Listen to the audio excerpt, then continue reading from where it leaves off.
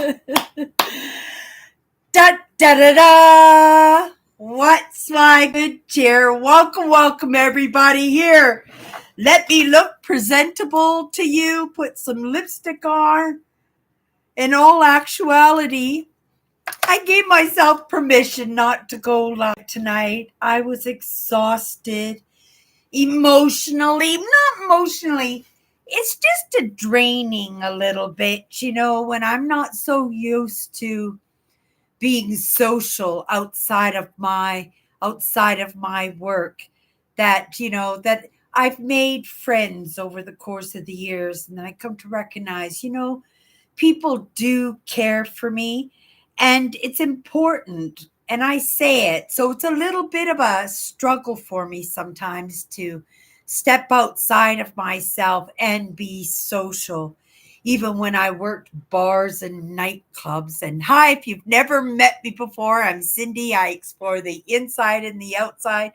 And as we give YouTube a couple of minutes to get those notifications out, I usually just start blabbing away.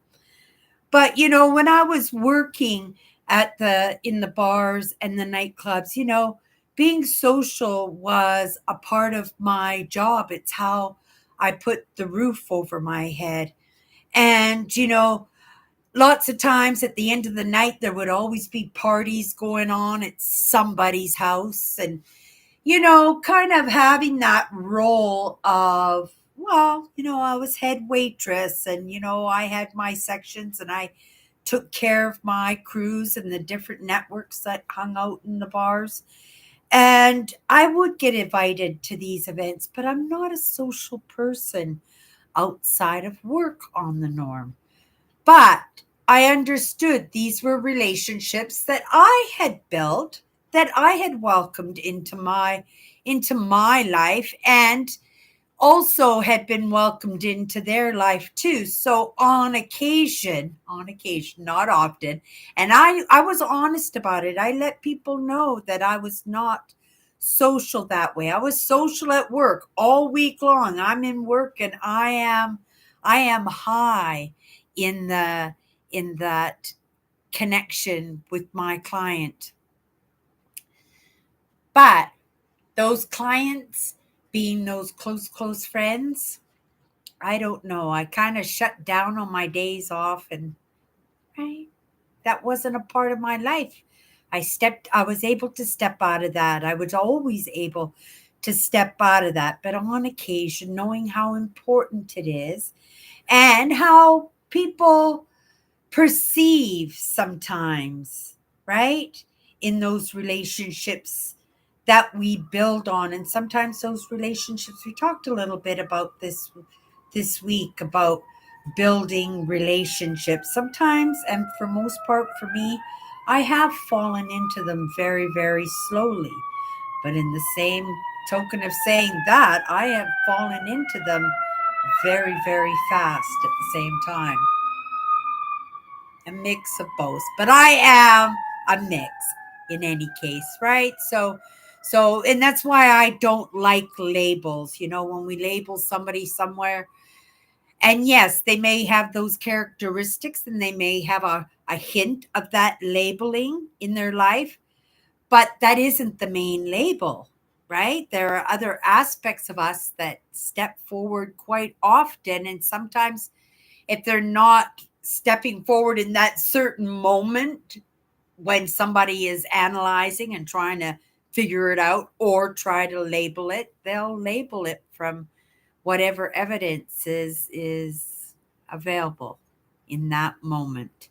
And so I'm not a big fan of putting labels on people, and especially in this day and age when we are such a mismatch. In my younger years, my father's day, he would call it Heinz 57, where we have become such a mishmash of traditions and cultures and intermingling, right?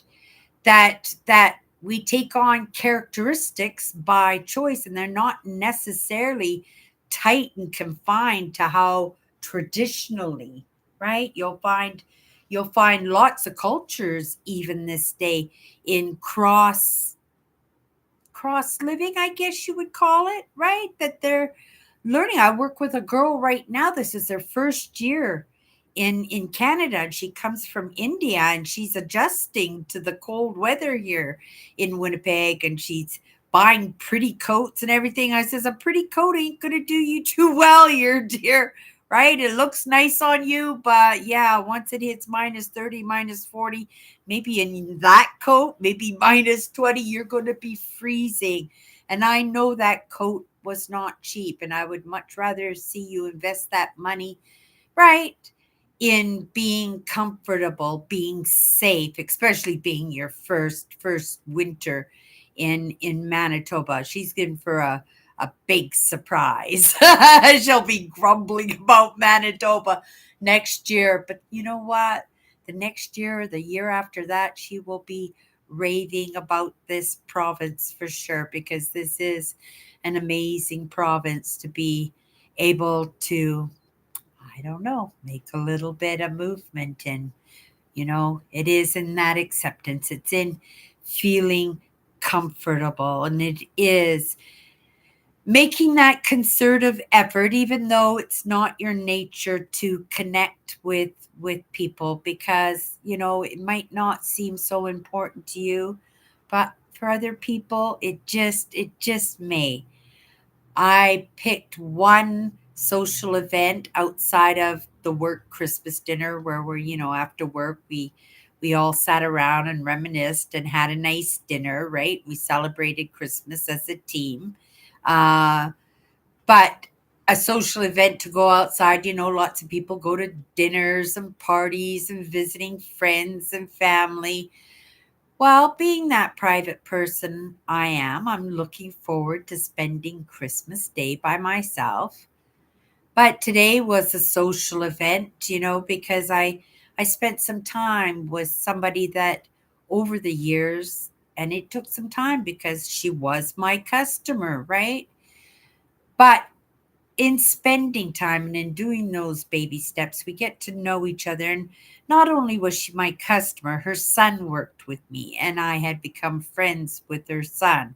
So I was quite comfortable, and I really enjoyed the company of this family. And so when she asked me if I'd come over during the Christmas holidays, I said yes. But that was the only Christmas event that I committed to.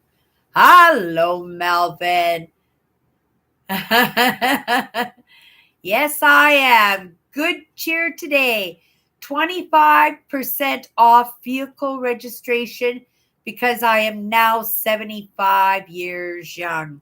So they don't charge you extra for the bad eyesight. Not that you have bad eyesight, Melvin, with having those cataracts removed, but I was just cracking a joke there because I was actually just listening to a couple of posts where adults had hit certain age marks and had decided for themselves that it wasn't safe for them to be on the road.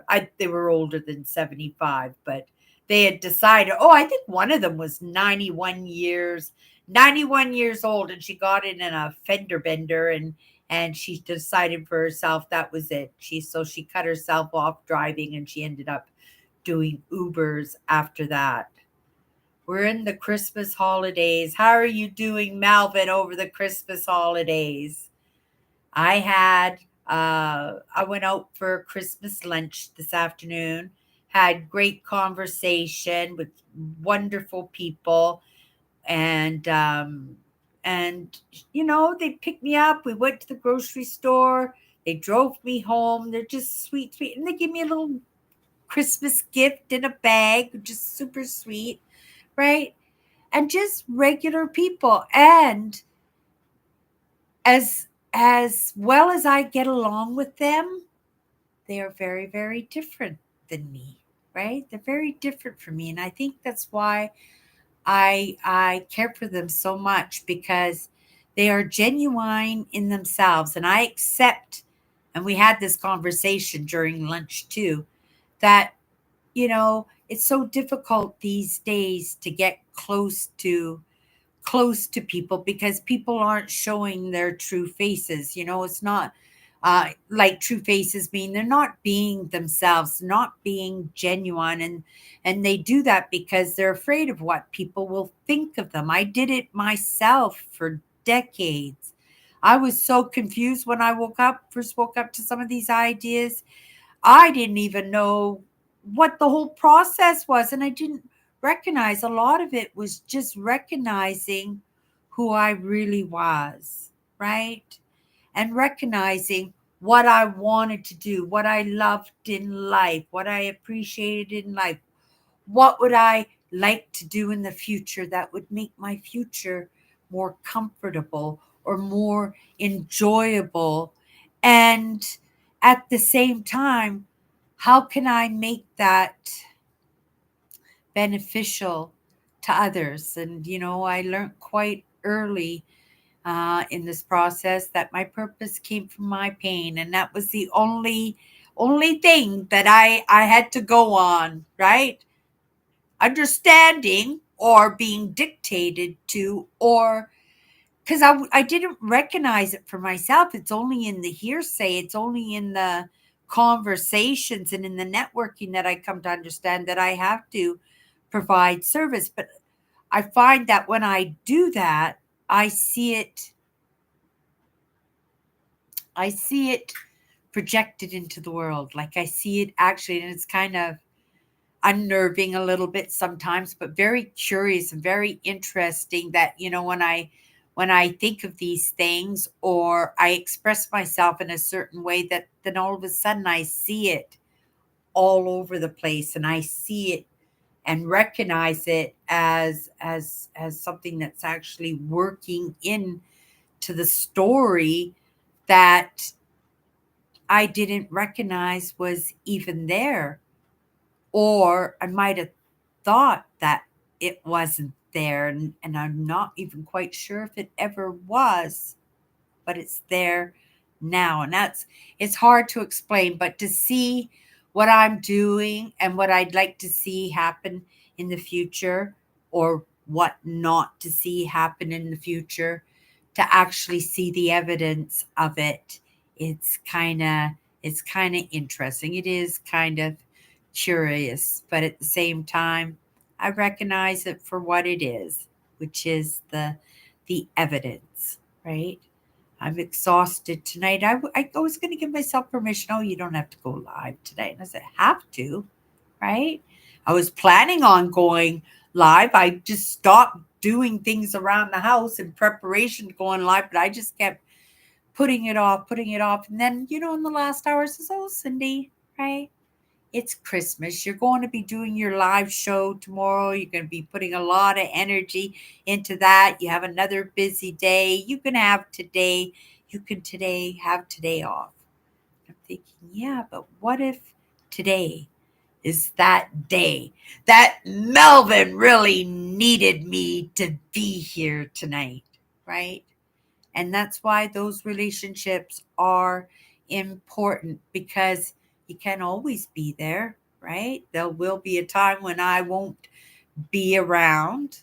I might decide to go off and do something different. It's all going to be in my choices and how the story plays out in the movement that I'm making, because that's what's going to be offered to me. And I could go down any side branch and be offered a big opportunity and end up going in a totally different direction. And I found in the past few months, it has been a time for some big change, and not just in my life, but in everybody's life, to tell you the truth. I don't know anybody. We're having this conversation again today, I don't know anybody right now who's not going through something financially, emotionally, mentally, right?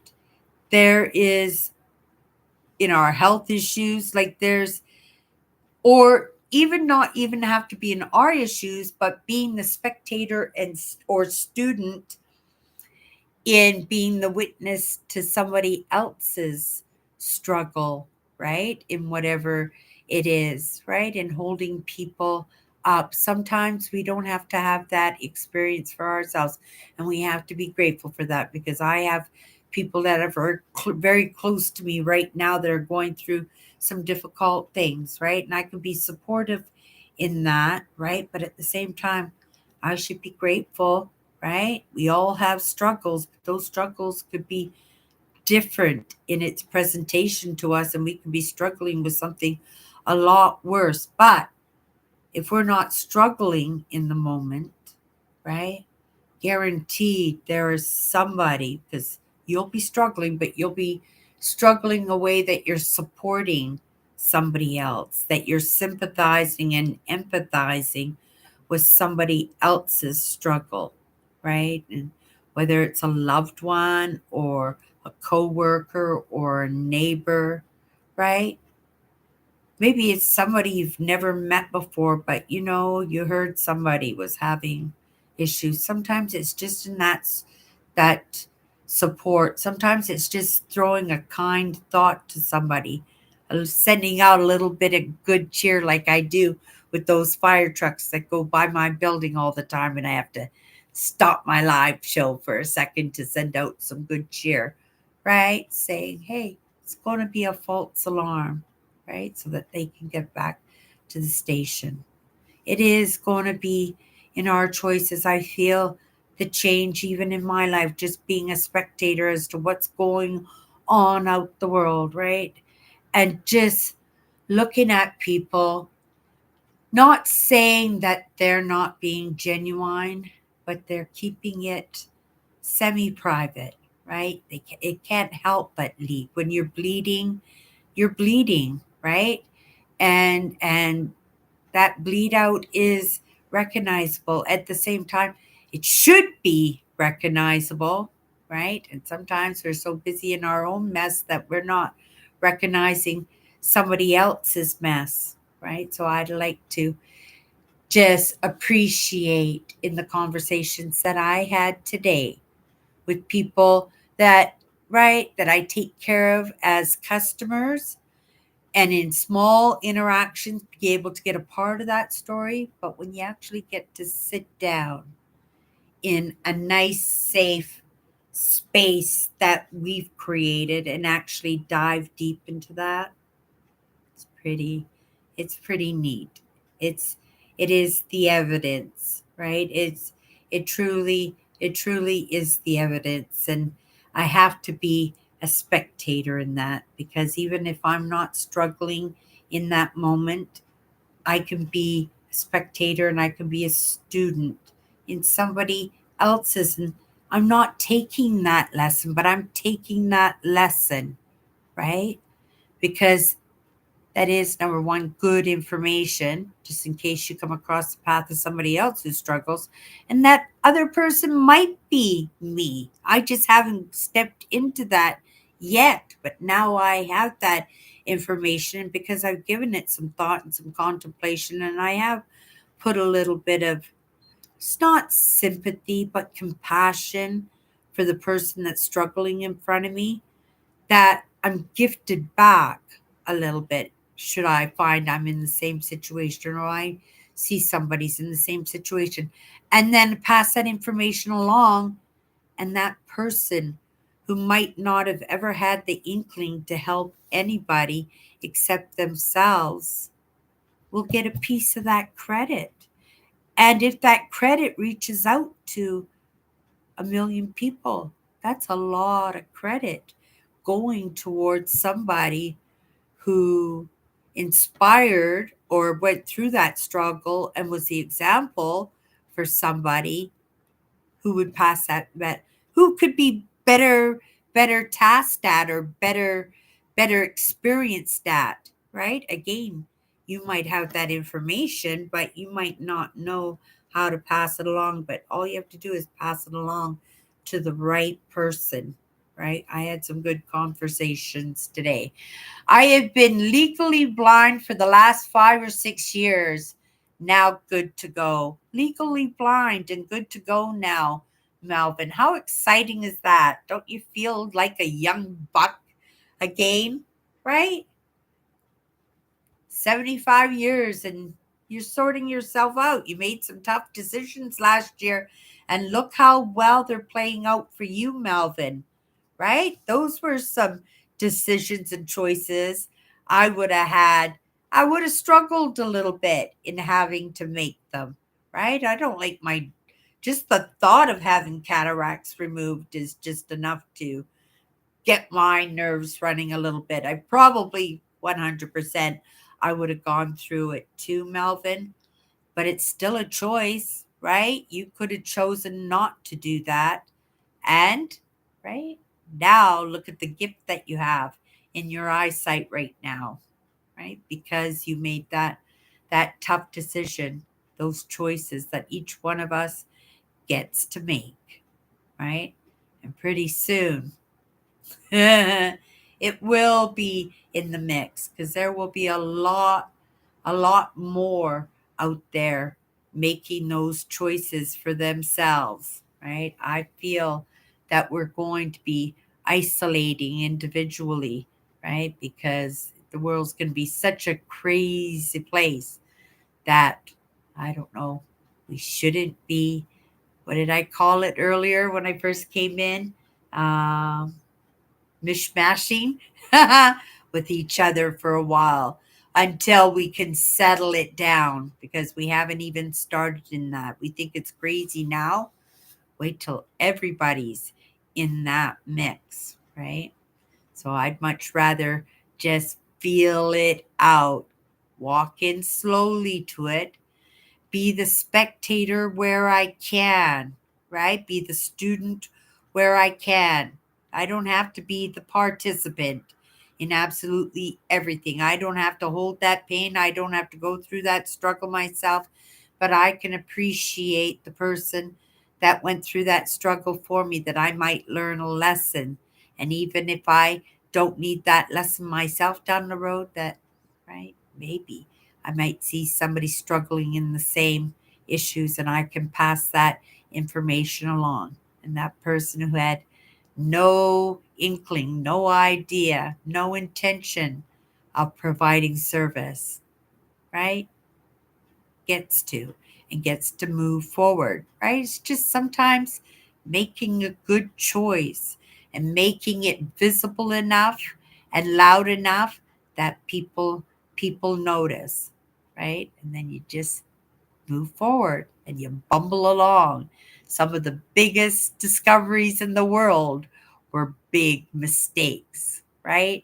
I think maybe the discovery of penicillin was one of those, right? There are lots of innovations, lots of amazing ideas that we just stumble along. We keep making mistakes, and right, and it's through our choices that we make the choices to keep trying, right? Sooner or later, we're going to hit a choice that will work. And actually, that's funny because I was watching a documentary yesterday on alchemation, people who were trying to isolate. It's an unstable molecule, but something that the body desperately needs in its functioning, right? And we can generate a little bit naturally, but for a very long time, right? People were trying to get it into a vitamin pill, but it was unstable and oh, it was my something to do with using black fungus, black mold to make, darn, some kind of mineral that our body really needs. Citric acid? Yes, citric acid. Making citric acid out of black mold. Yeah, it was really an interesting program. And see, I'm babbling now because I'm so bagged. I didn't waste that energy, and I shouldn't call it like wasting, but I burned a lot of energy today, right? And I hope it shows up in the evidence because, right, even though I'm bumbling along, right, I did my very best. And if it hits home, amazing. If it doesn't, it's just a lesson and I'll give it another shot. somewheres along the line. Okay. Oh, Dave's here too. Hello, Dave. I was told by my eye doctor I'm starting to develop cataracts, and she asked you to do you know what cataracts are? And I said, yes, it's like a Lincoln. Okay. I hope the rest of that you're saying is down there. I know there's a punchline, or I've missed it. You put the smiley face. I've missed it. I'm going to read that again, Dave. I was told by my eye doctor I'm starting to develop cataracts, and she asked, you do know what cataracts are? And I said, yes, it is like a Lincoln.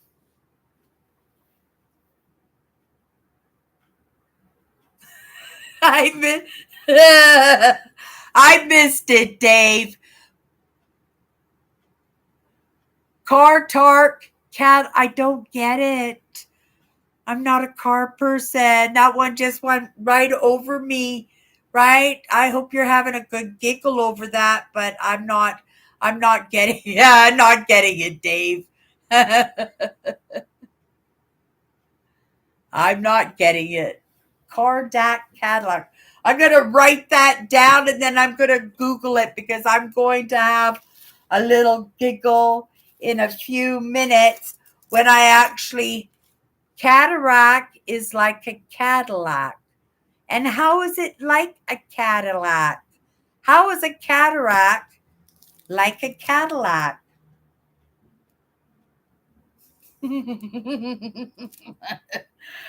Still don't get it, Dave. Don't even try to explain it to me because if God meant me for to understand it, I would have understood it by now. It's just a joke. My eye doctor laughed. Well, as long as somebody laughed in that. Okay, you guys, I'm going to quickly pick. I haven't finished my cards. Christmas Day is the day that I'm planning on sitting at my desk and getting all my quotes and my bits and pieces of thoughts concerning these 54 powerful words. I'm going to finish this deck off. It's my working deck. But in the moment, let's just pick a word.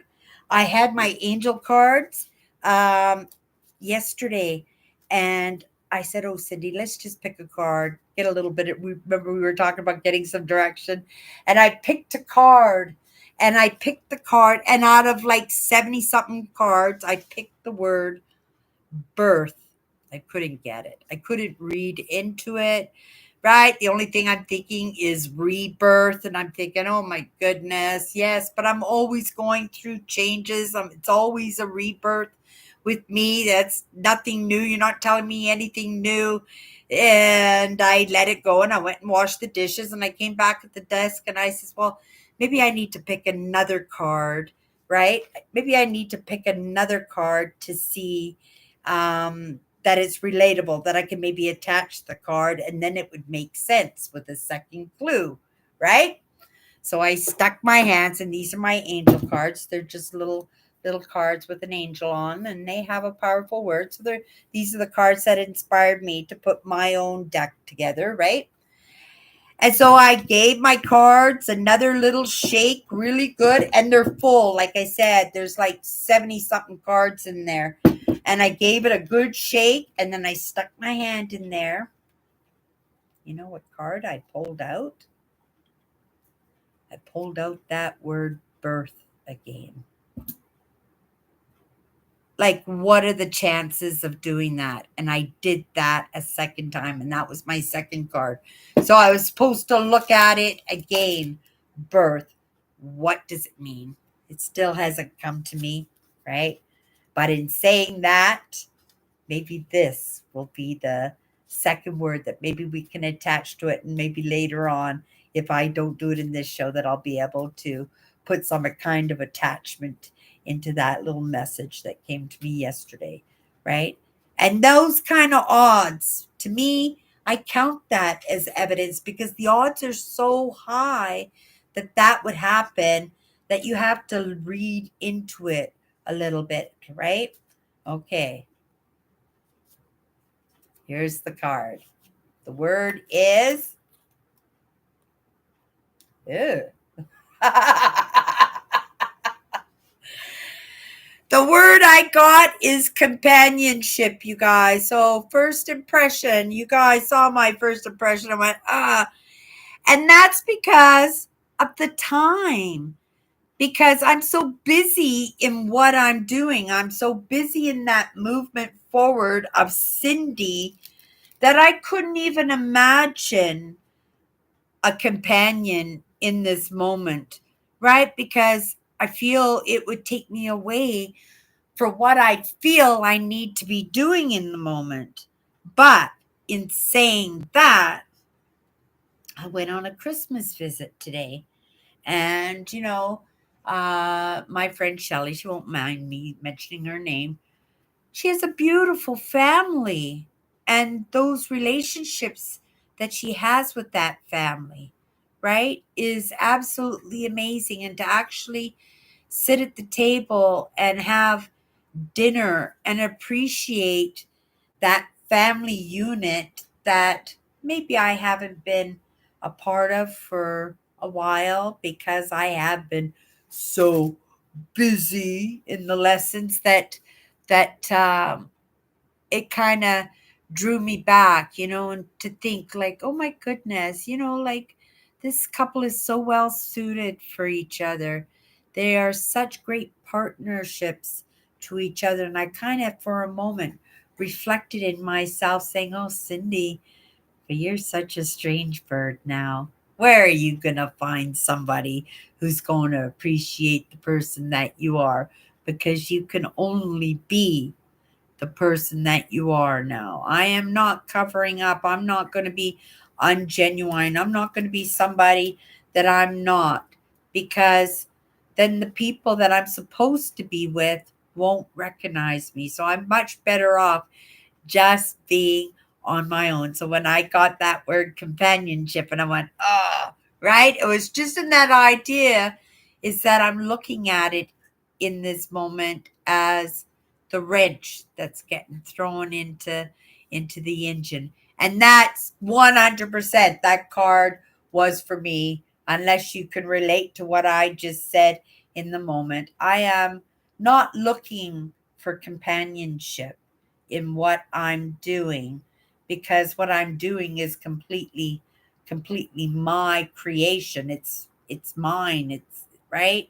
So I don't need to partner in what's mine already, right? But sometimes to have that sharing, to have that little bit of understanding and sometimes compassion and empathy for what I'm doing, and see that reflected in somebody who cares for you, right? And I wouldn't say I wouldn't say no to that, but at the same time, like I said, I am a unique, right? There's not too many like me, and there's not too many like you guys either. Each one of us is a unique, but it's just finding that compatibility, right? And I'm not searching for it. If it happens, right? If it doesn't, I'm good with that too, because I am busy. I'm busy, and I'm not busy just for the sake of being busy. I am busy in practicing my craft, getting better and better and better, that nobody, right? And it's not a competition to be the best of the best, right?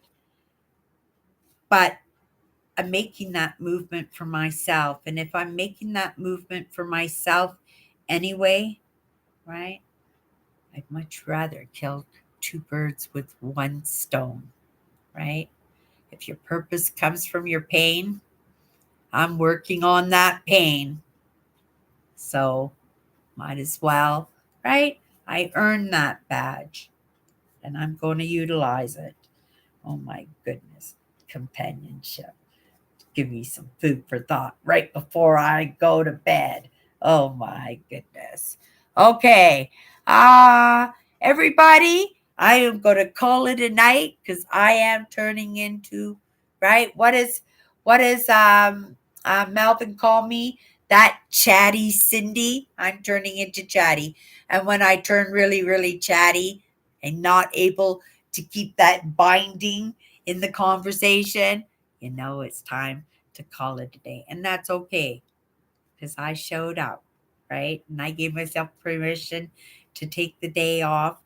I'm proud that I showed up. I hope there's a message in there for somebody, at the very least, a smile or a laugh. I know I'm not Dave's doctor there, right? But I can be pretty funny on myself on occasion, right? I am that unique, right? Dave's not just the funny person. Okay, you guys, you have a great night. And come and hang with us tomorrow, Christmas Eve. And even if you could just pop in for 5 or 10 minutes, I would love to have you guys in. And I know everybody would love to see you too. Okay, you guys, have a great night.